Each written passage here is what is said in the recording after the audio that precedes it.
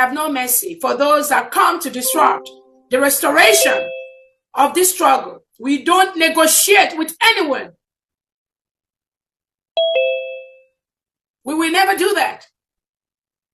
Because when you do things like that, you encourage the same thing to be inside the government, and they will continue to do what they are doing. There's an added that says,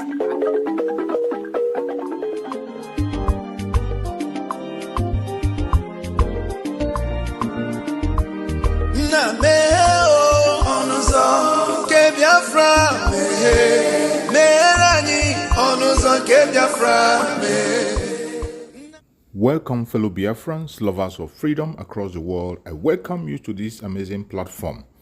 Thank you so much for joining me on today's program, and I wish you a very happy new year.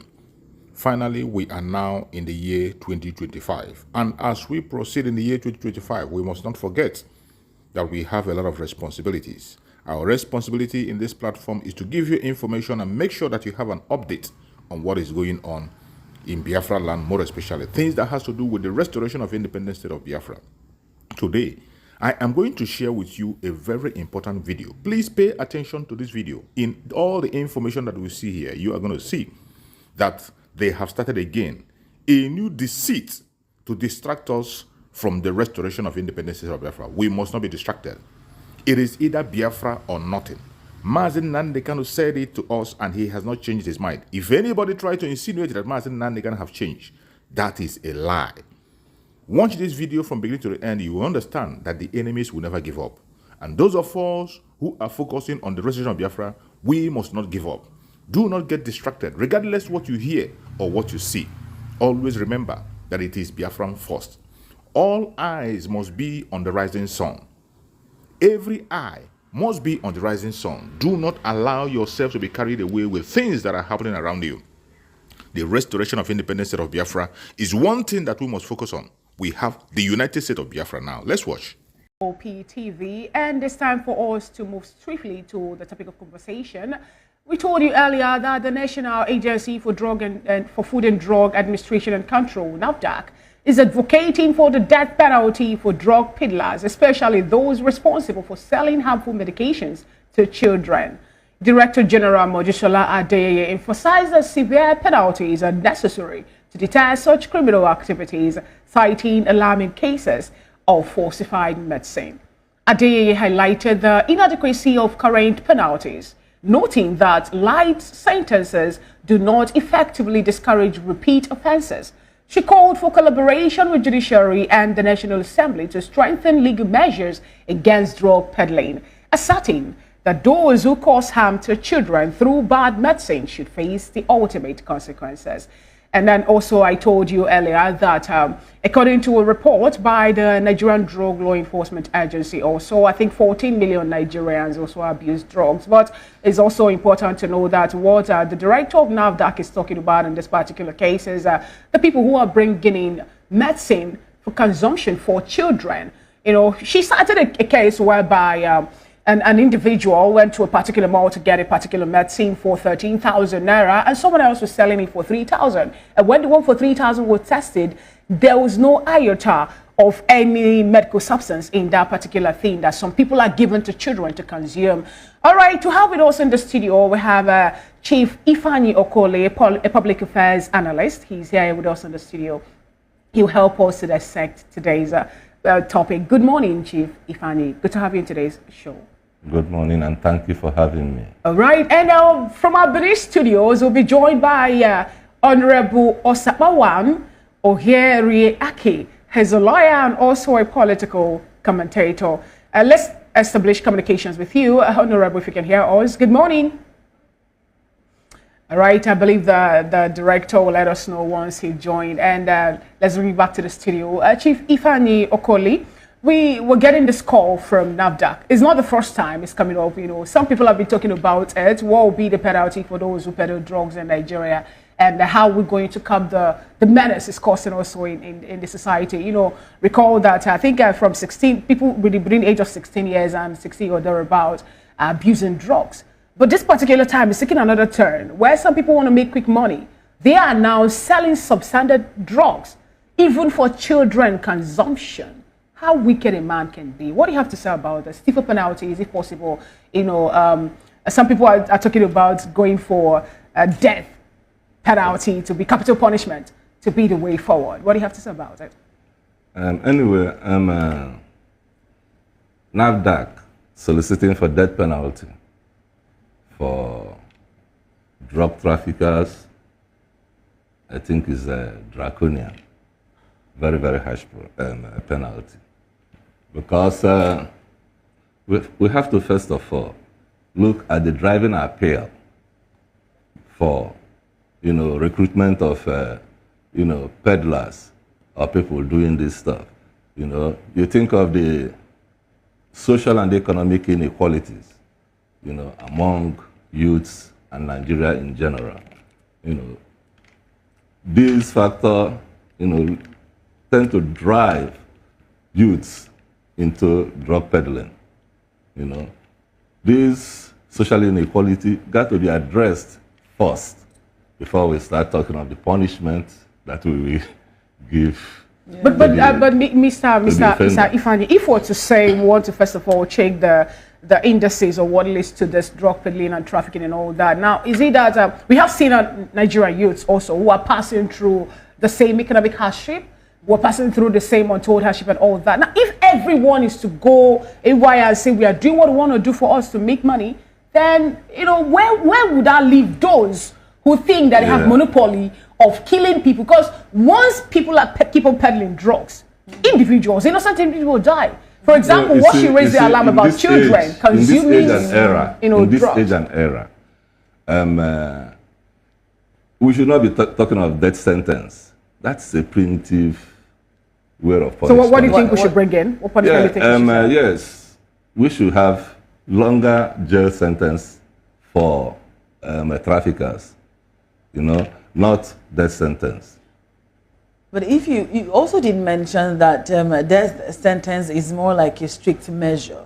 But we have countries like Malaysia, Singapore, China, Saudi Arabia. We have a lot of these countries that that have meted. Yeah, but if you look at these countries like Saudi Arabia, like China, yes, the government provide for the citizens. Okay. There are the economic and social inequality. The gap is not too much So in those countries that you're talking about. And if you check your statistics, Malaysia has dropped death sentences all in every offense, including drug trafficking. Countries are getting off death sentence. Okay. That's a draconian way of punishing people for drug trafficking. But then you saying that their government provides for them. So are we trying to pick? Most times. No, like what I'm saying is this. If you look at Nigeria government, you will first of all think of the economic effect of drug trafficking in Nigeria. Think of the social effect it has on Nigeria. Most often, it's frustration that leads some of these people to the crimes they are committing. Though it's not a reasonable excuse for that. But you find out again that those countries, like you call China, Saudi Arabia, Bahrain, all those, they have, facilities like vocational education, many sources of income for their families or for the citizens than we have in Nigeria here. NAFDAC is supposed to be an agency that helps safeguard life, not soliciting. But NAFDAC director, she said that excuse me, NAFDAC soliciting for death sentence for anything at all should be likened to medical doctors, applying lethal injections. That is an agency that's supposed to save life, then taking away. But don't you think that this might actually be a reason to scare people from peddling drugs? Before you scare them, provide for them first. You're hammering on provision for citizens. Yes. Provide vocational education, rehabilitation. Yeah. Yes. Yeah. Make the citizens, comfortable you know, so that if you don't, none of them will have the excuse to do whatever they are doing. But peddling then if drugs, you are talking about killing them for doing what they did, then you have reason for doing that because you have this, you have this, you have this. You don't need this. But I want to take you on that. Actually, we have other countries where their citizens are suffering. Their citizens are, do not have money. They are into a lot of things. And when you break a law, You're going for it. you're going for it. That you're not being provided for, or that you do not have a capacity to, do something, does not give you an excuse to put the lives of other citizens in that country and beyond at risk. So are you trying to say that there are some things we should, try to, patch up just because what I'm saying the government is not providing for its citizens enough? In this time and era, when countries are, eradicating or putting away death sentences, Nigeria is trying to introduce. But don't you think that maybe the reason why they are eradicating it, maybe the reason why they are eradicating it, the funny thing in it is that it is an agency that should protect life, that is advocating. Let's bring you back again to that. When you talked about, NAFDAC being an agency that should protect life, in this particular case, Adeye says that she is doing everything possible to make sure that lives are being protected. But individuals are, in other hands, making sure that lives that they are working very hard to protect are being taken. Now, what excuse do you think an individual will have to draft for organ harvesting? It will be for every other thing. And when some of those people are being accosted or when they're being met, everyone push it down to drugs that they take and all that.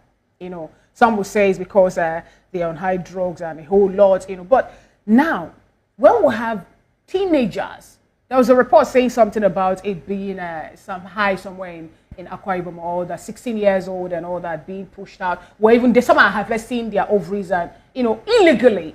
And we know we have zero tolerance for such under the new slave law. So now that we've pointed out one of the factors for that heinous crime to be drug abuse, I used to say that stiffer penalties like death sentence is not a way to go for this. Imagine how many manpowers we're losing, and how many persons dying, how many vibrant youths are going away, dying. Sometime in those states, a man killed his son because he was under intoxication of hard drug and all that. And we can, keep on counting and counting and counting. No, you see one thing. You cannot discuss organized crime without drug trafficking coming into, because it is these youths that are vulnerable. That's where I'm talking about now, that it is the economic inequality and social inequality that exists among these youths, that makes them vulnerable to these factors. So when we want to fight it, we should fight it very, very well and very, very accurately, because the officials and agencies fighting these crimes are very, very corrupt. You understand? It is not, even if you impose death penalty, those drugs will be apprehended. In 2-3 months' time, you see them in the street again doing what they're doing. You understand what I mean? So this, if we want to fight, let us fight it honestly, and not just we are talking with death penalty to instill fear. No, it doesn't bring any fear. Buhari Diabo did it. He didn't stop it. You understand what I mean? So we have to address the root cause of it. Provide for our citizens, make the trade, less profitable, and make our youth less vulnerable, to the trade. Then we will now talk about the punishments to give them. Let's bring in Honorable Osamowan, who is a lawyer and also a political commentator who is there already in our studio. Good morning, Honorable. How are you doing today? Good morning, and hope you're fine too. We are. Welcome to the Morning Force, okay? And my question is this: how possible is it that ordinary Nigerian can involve in drug peddling, given the fact that just, I think, 2 weeks ago, we heard that there's a joint task force that was organized by Nuhu Ribadu, who happens to be an NSA, and they were able to intercept 250 drugs loaded with illicit drugs. How possible is it that individuals, ordinary Nigerians, are the ones championing this? And if that is not the case, or if it happens that well-to-do Nigerians are the ones at the top of this drug peddling in this country, will this clamor or cry for NAFDAC to bring in stiffer penalty like death sentence now deter drug peddlers from carrying out their actions or their activities? Okay, maybe I should start from the last line. The issue of trying to stop drug peddling by imposing the death penalty. My take on that, which has been consistent with my position all along, even as a state legislator, when the issue came up for kidnappers of the house, then whether we should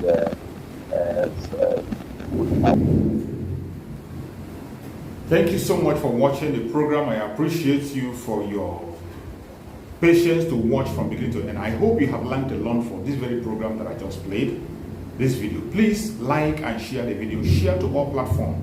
After sharing the video, now you can go to the comment section and put down your comments. Whatever suggestions, contributions you have to make, what you think about the video I just played, go to the comment section and put your comment. I will go to the comment section, and I bet you I am learning a lot from there, and you can equally learn from there. Let us share our experience on that comment section. Thank you so much, and stay blessed. Don't forget to share, and we continue to bless you as you share. Biafra government, peace, progress, unity, and equity. We move airborne.